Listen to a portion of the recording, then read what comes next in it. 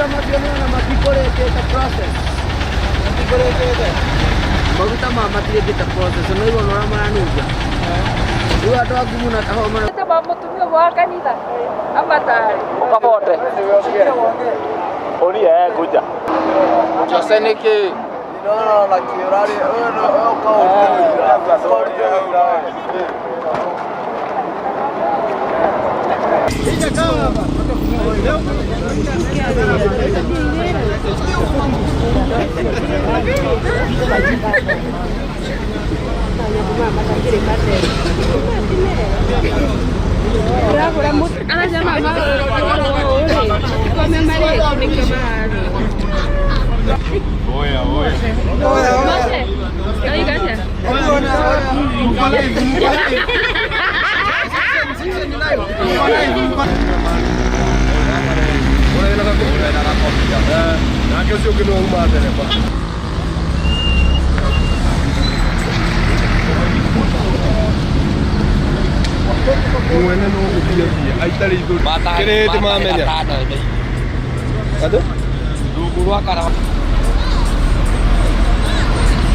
billions of money.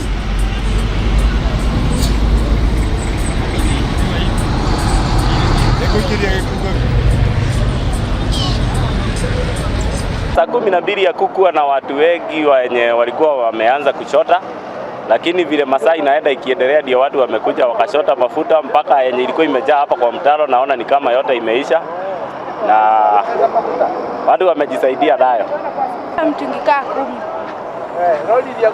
Waji wa hapa Gitaru na leo asubuhi tumenyeshewa na baraka. Tumesikia gari imekuja, wakao serikali imetukalia kidogo, lakini Mungu ameona kilio yetu, kaamua kutunyeshea baraka. Asubuhi gari ikakuja imeanguka, na sisi kama wananchi hatujakasirika sana ama tujalia juu hakuna mtu amekufa ama maumivu yenye imeripotiwa ya hali ya juu. Ingawaje tumechota tu mafuta, tumepata baraka mingi sana. Tunaomba wametunyima wakiamua mwagike yote tunaweza ibeba yote. Wakiamua ilale tunaweza ichukua yote. Tungeomba ilalishwe tena. Tuendelee kuchota. Labda mnachota sababu ya hali juu ya hali ngumu ya maisha. Maisha ni ngumu. Sasa hii mafuta tungejisaidia nayo.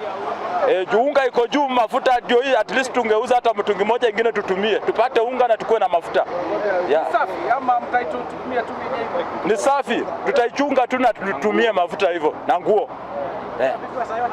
Apitie pale juu. Apitie ya juu. Ama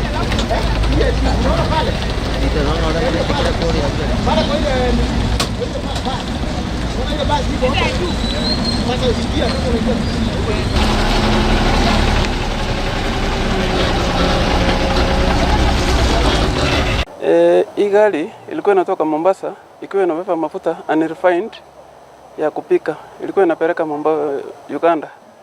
So wakati ilifika hii mahali hiyo ikapata tire burst ikaanguka. So hii mafuta ni unrefined na ningeomba wananchi wasiweze kutumia hii mafuta sababu itawadhuru kwa njia nyingine ama nyingine.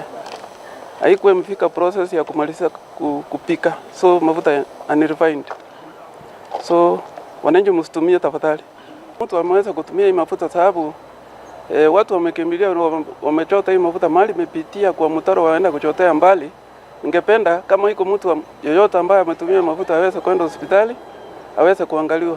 Sababu akikaa anaweza kuwa maisha yake inakuwa ni hatarini. Mimi naitwa Mr. Evans Muse, Deputy Hospital Kikuyu Sub County.